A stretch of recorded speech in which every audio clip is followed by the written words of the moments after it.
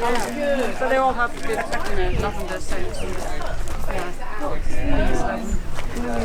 This is a Viper's bugloss, which is sort of like a foxglove, it's biennial, so it'll throw lots of seed down and it'll keep coming then wherever you've got it. I don't know how long I've got to talk or how long you want me to talk for. 10 minutes, something like that. Okay, great, that's good. I'm very used to doing a talk with my whole stall and all the things that I sell and make in front of me, and I talk about how I came to be a herb grower and then talk about my products. So I kind of got here today and was a bit disconcerted that of course my stall is out there and all my products that I have as effectively props were not here. So I was thinking, what should I do? So I've just brought a few teas in with me and my favourite herb to make me feel calm, and I've had a cup of sleepy tea before I came in to calm me down. So hopefully if I don't fall asleep I'll manage to talk for 10 minutes.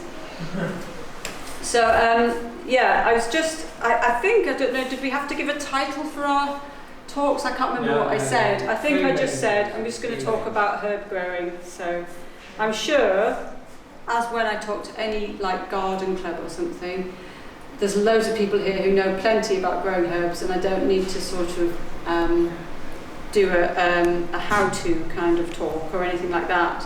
So I think what I've distilled over the years is I talk about what people have commonly asked me a lot. So when I've been to events and stalls and done things like this or whatever, after a while I notice a pattern of things that I get asked frequently. So those are the things that I've sort of tried to put into what I'll talk about, just because it seems to be that's what people want to know. So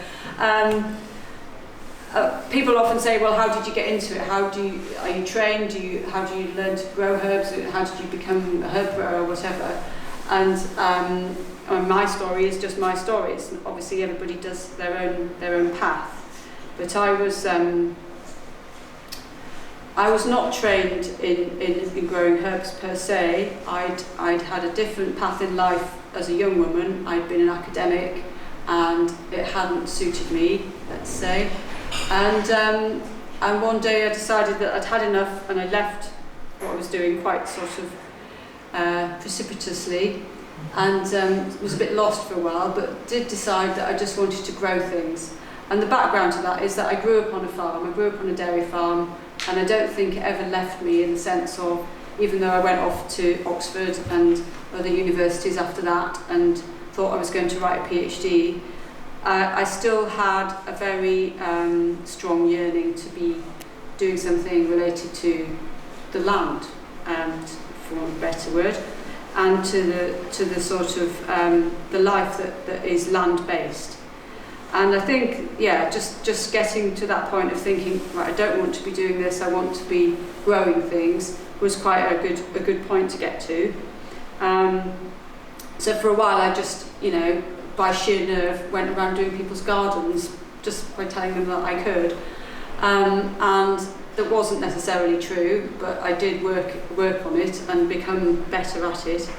And the same happened with my first sort of real job in gardening, other than self-employed. I talked my way into a job in a hotel that had a walled garden.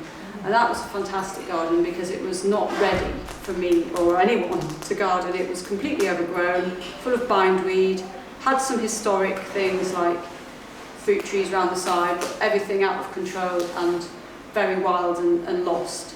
So that was quite a fun project to try and turn it around.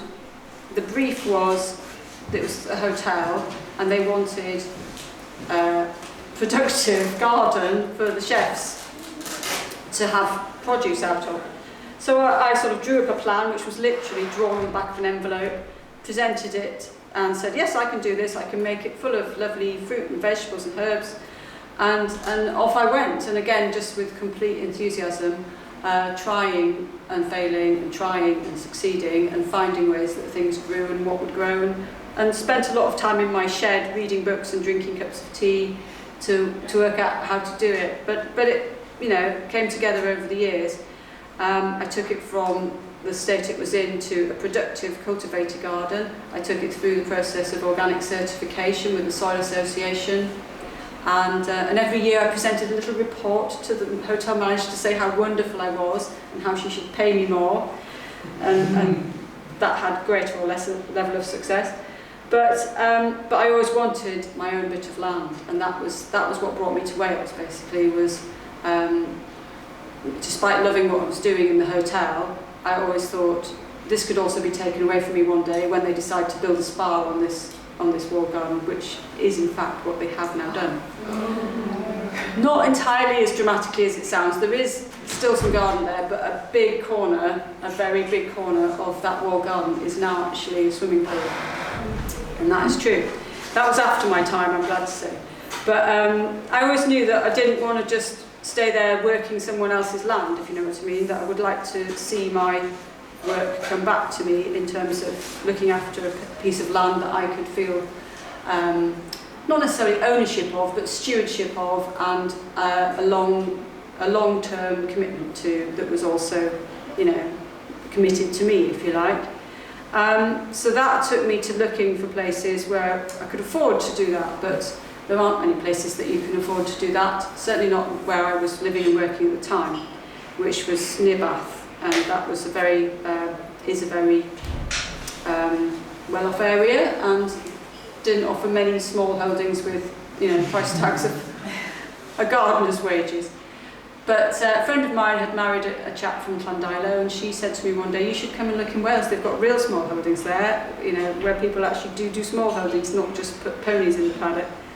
And so the shortening of that story is, we did find a place in the end, and it was very small land-wise, up high.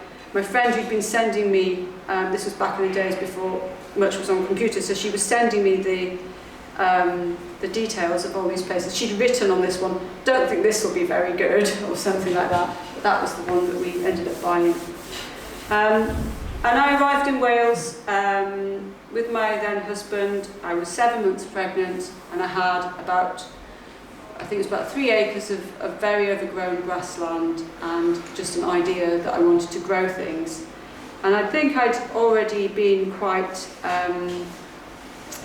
sort of channeling myself down into the direction of herbs. When I say channeling down, I mean like I wasn't going to try and reproduce a market garden like I'd been working. Partly for the lack of acreage, and also lack of sort of, I suppose, ready to go market. So you can't sort of just suddenly launch into something from nothing. So I thought herbs would be a good place to start. They're high value in a small area. I love herbs. I love reading about herbs. I love all the things you can do with them. I love growing stuff. I love eating stuff. So all these things came sort of condensed into herbs for me, and especially something that you wanted to benefit from in sort of a wider sense. And that was kind of all motivating me towards herbs. And I had a little baby, and she was called Liliwen, which is because she was born in February, and that is the name of the snowdrop in Welsh.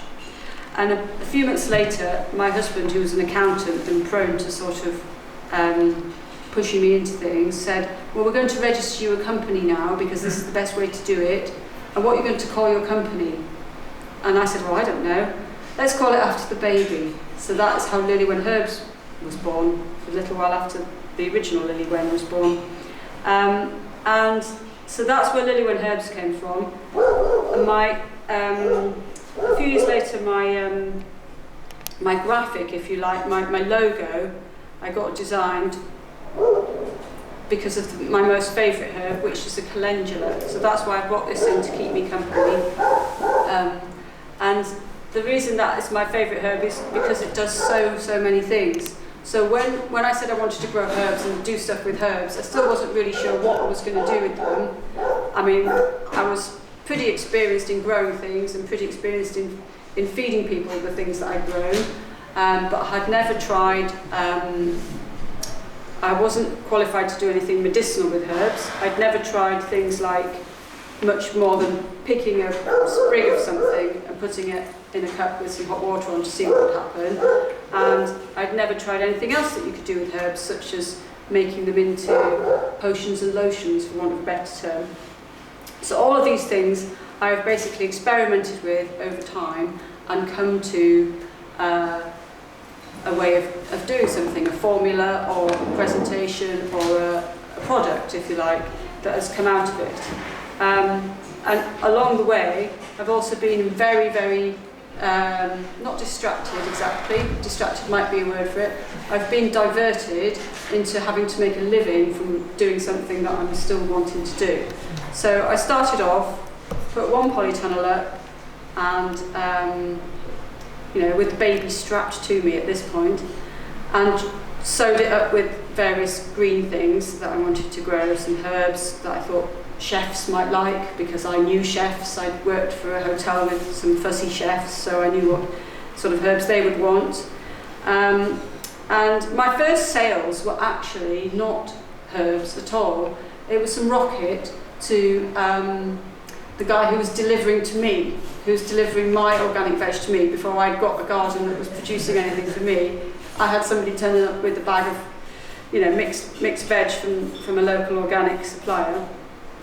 And I happened to say I've got way too much rocket in my polytunnel because it had gone mad. He said, oh, well, I'll buy some off you if you want. You know, so we came to a deal, and that was my first ever sale with some rocket, which was actually an interesting sort of precursor of what then happened in my life. Because much as I tried to grow herbs and go off and sell them to people, chefs or restaurants or shops or anything, it was very hard because people would want one herb one week and then another herb they'd want another week because they'd be doing a new recipe or a new menu.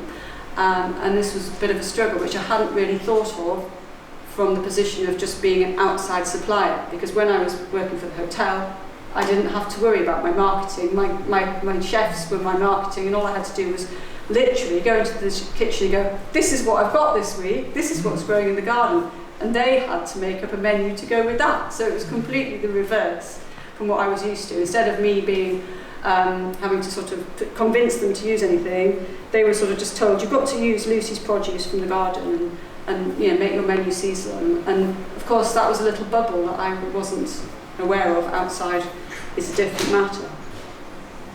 So the thing that happened quickly when I started going to restaurants and chefs and shops with a few fresh herbs was they didn't always want the same thing, or they wanted something I didn't have growing at that time. And because of the rocket experience, I started offering some salad leaves alongside my herbs. And it soon became the thing that they asked for every week. So the next thing that happened was that I realised slowly I was turning into a salad grower, not a herb grower, because that's what a weekly order was always going to include. It was always going to include the salad. It might include some parsley, it might include some rosemary, it might include some basil, but it might not. And they might go next week, have you got any dill? And you know, so this was a really precarious way to try and earn your living. But the salad was always there, week in, week out. That was a lovely salad. That was the best salad we've ever had. Can we have some more of that salad? And when people are saying that to you, and chefs are saying that to you, it's very hard to say, no, I want to be a herb grower, actually, I don't want to grow salad. So I've been growing salad for the past 16 years, and taking it to restaurants and shops, and selling it direct to people. And I've developed a really good product, and I'm really proud of it, and I'm really pleased with it. And, you know, it's kind of, in my little part of the world, it's made my reputation, which is wonderful, but it's not what I wanted to do. It's not what I started out wanting to do, let's put it like that. I wanted to grow herbs and do things with them. So all the time, while the salad's been making my living and making me sort of get up early in the summer and never go on holiday and all those things, I've been trying and doing lots of other little things with herbs along the way, just to see what would happen. And some of them have borne some fruit, some of them have you know, ended up in products that I now regularly make and remake and sell, and people come back to me for another one, or come to me and ask me, have you got a herb for this, or have you got any herbs that are good for that, or what should I do about this? And I always have to start with saying, well, I'm not a medical herbalist, but I have read this, or I have tried that, or, you know, nearly everything I've done has been experimented on my babies or on my family, or my human guinea pigs. So my very first, I suppose, tea, yeah, probably a lot of things I started with the fact I've mentioned several times of growing babies. So my first tea and my first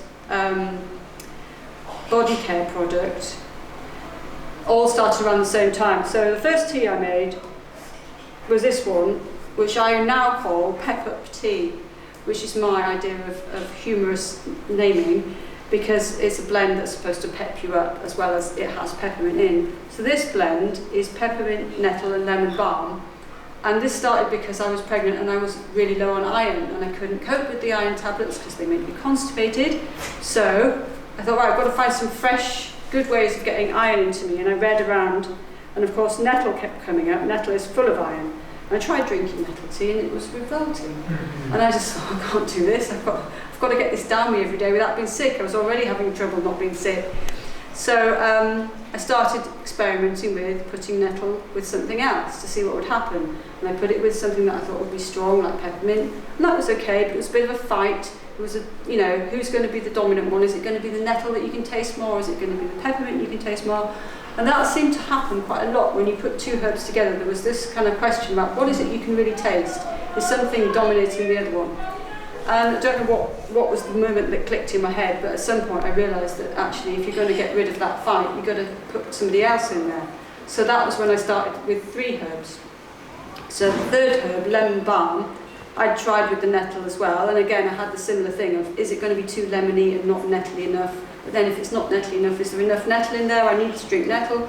And it was going round and round like that. So then I put the 3 of them together, 3 equal parts, and it was like a magic thing that happened. So it doesn't actually have a winner. There isn't one herb in there that you can taste over all the others. It's a blend, and it really is a blend, and it's a lovely thing, and it's its own thing, and that's why it's got its own name. And it isn't peppermint, nettle and lemon balm tea, it's pep-up tea, that's what it is.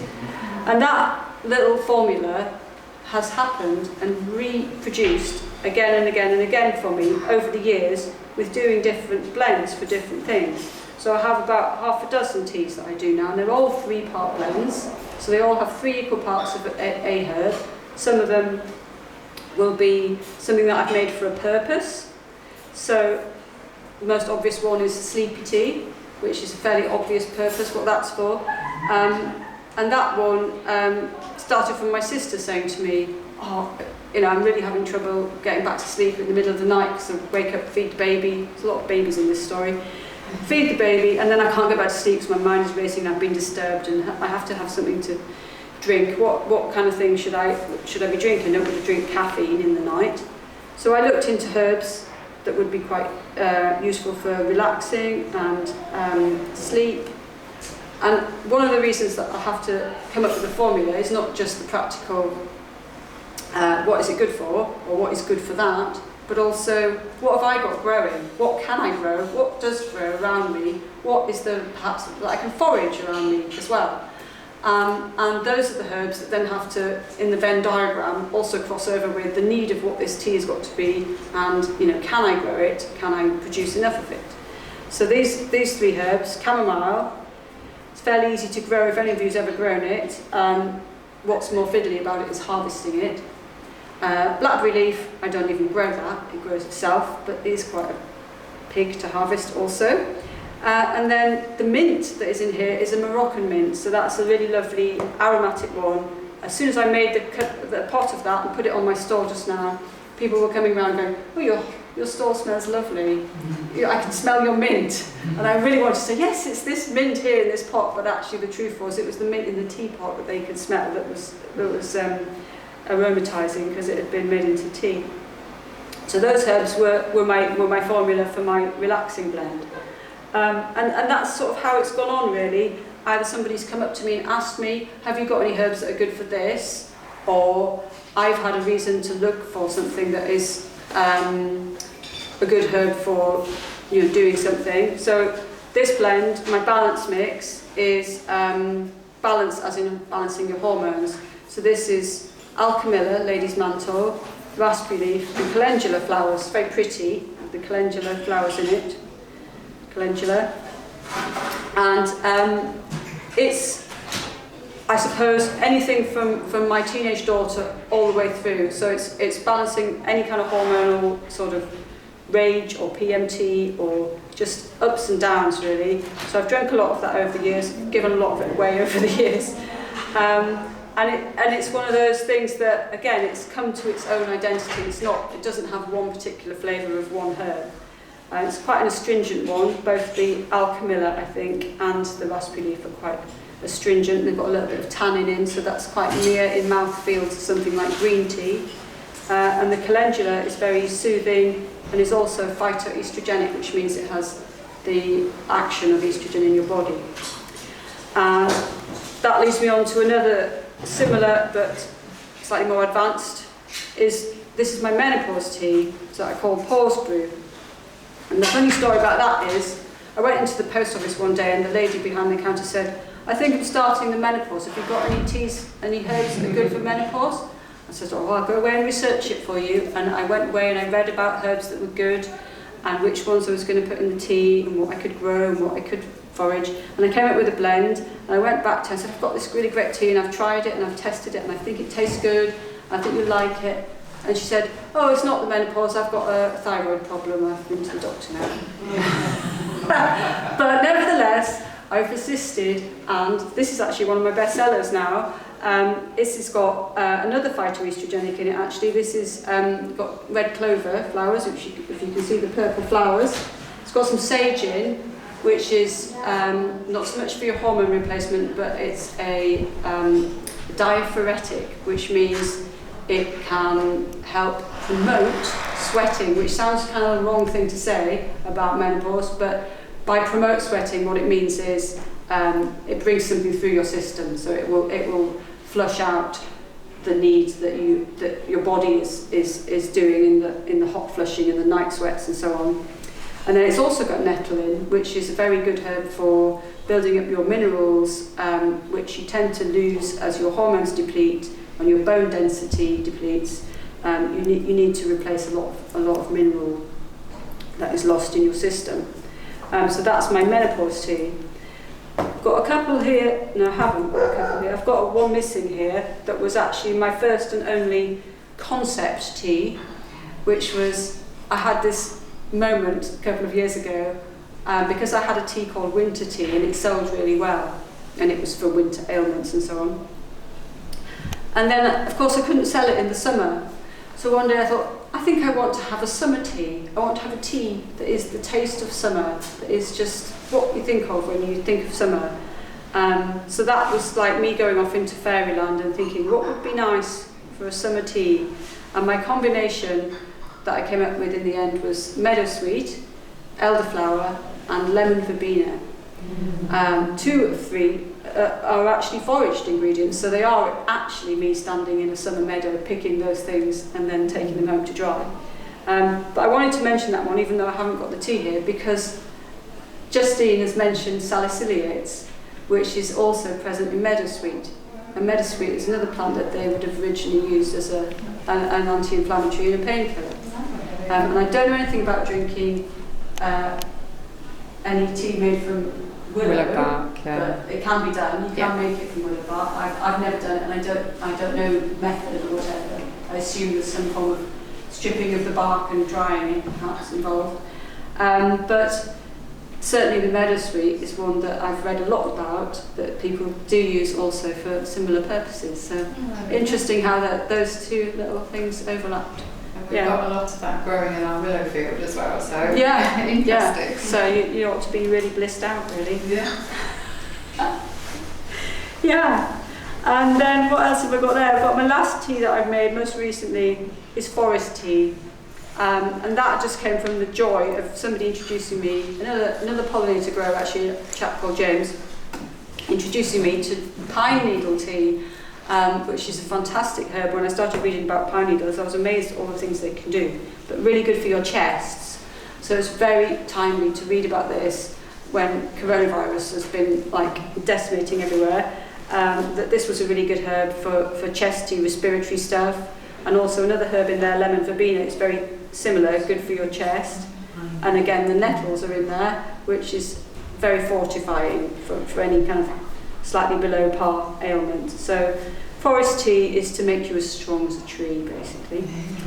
Yeah, and I won't go on about any more about teas, but that's just a flavour of my kind of taste of and enthusiasm for those herbs and what you can do with them. I do a lot of other things with herbs, so I make them into skin balms and body care, massage oils, things like that, which again started with having a baby and going, what am I going to put on between the nappy change, you know, reading the creams and thinking they've got horrible sounding things in that I never have heard of and I don't want to put on my baby, so looking at what are the alternatives. And my very first cream was a calendula based skin balm, which I used to put on my baby's bottoms in between every nappy change, and they never had nappy rash actually, and even though they were cloth nappies. But that is the one cream, again, calendula, which is now my sort of like, I think because I started doing it and people around me were also, you know, changing their babies in the same room or whatever. What are you using? Oh, that's interesting. Oh, your baby's got a very nice bottom. You know, somebody at some point says, you should be selling that. And of course, that's the next thing is, okay, well, maybe I do make a bigger batch next time, and maybe I'll give a few to my friends and see what they say. I think it's been so sort of slow and gradual and organic to get to the point that I'm at now. It sometimes feels like, you know, I'm telling this story like it's some sort of major overnight success. It isn't. It's 16 years I've been doing this, and it's plus 20 years I've been growing things. But it is hugely about observation and persistence and trial and error, and being humble enough to let the plants lead you somewhere, or people ask you something and then be willing to have a go at it or fail at it or try again or try a different combination and see what works and see what people say to you when they've had a go at it. So I love giving people tasters. Before coronavirus, I also used to give people testers. So these I can still give you a little cup and go, have a try. You've probably had, one or two of you have probably had me today going, would you like to try some herbal tea? But before coronavirus, I also had all my skin balms with little pots that you can stick your finger in and try them on your skin. But of course now we don't want to stick our finger in the same pot that somebody else has just done. And in a way, I suppose when I think about it, I wonder why we ever did do that, but it was a thing that I used to do. But so all of these things are just having a go, giving some attention to it all, and then really listening to the feedback. I had a lady come up to me today who had met me at a stall in, I think it was May, might have been early May, and she had some very bad skin problem, eczema type thing on her hands. And she came back to me today and she said, I just want to tell you, look at my hands, they're really lovely, they're not cracked, they're really smooth. I tried so many products over the years, and you know, I told you this at the time and you said, just give this a try. And I don't oversell it, I don't say, this is one that will cure you. I just say, try this. You know, people have said to me that this has helped them for something similar or whatever, and they'll go away and take it away and have a go. But when someone comes back to me and says that to me, that's when I think, okay, I'm doing something okay, I'm doing something all right. So I am going to carry on with the herbs, I'm going to carry on with the teas. I might even give up the salad one day, but I love the journey of the herbs, and I've got so much more to say, but I'm not going to go on and on and on. Suffice to say, I don't have an open day coming up as such, but you'd always be welcome to come and have a look at my herb garden. I've got some leaflets here, if anyone is really interested and wants to have directions. That's got a map on to find me, and it's got a little page in there about me, which is very condensed. It's actually also all about pots, which is another story, but that's my partner is a potter. So the joke is that he makes the teapots and I grow the tea. But thank you very much for listening to me. I will take any questions, or I'm very happy if you come and see me on my stall and ask any more questions, because probably people have things that they want to ask. But I'm sorry to rush through it all. I usually have loads more props that make me feel much more ordered. So I probably missed out lots of bits, but that's kind of like a potted version of my herb growing. Thank you. If we could ask, rather than ask a question, because we're just sort of running out of time. Okay. Did you want to ask a question, or do you, yeah? If that's okay. Yeah. Yeah. What's that? Ask any questions or not ask any questions? If you could come and see you at the store. Oh, see. Yes. Okay, sure. Yeah. I'll be in the middle at the back, as it were. I'd just like to say thank you to Lucie, and also if you do get a chance to go to Lucie, do go and have a look, because when Julie walked there and met her, I was lucky enough to be with her in the garden, which is wonderful. I'm not being disrespectful, but it was wild, but it was wonderful. And there was so much life wild, there. It was fantastic. Yeah. Yes, it was a green Yes. Yeah. Well, I had a Mothers Union group came to me recently. We set it up for tour of the garden, tea and cake, and then they went into the pottery showroom and had a look at the pots. And it was it was a nice little event, and I've never done one quite like that before. So it was a combination of my talk and a tour of the live site, so that was quite fun. So thank you. Thank you.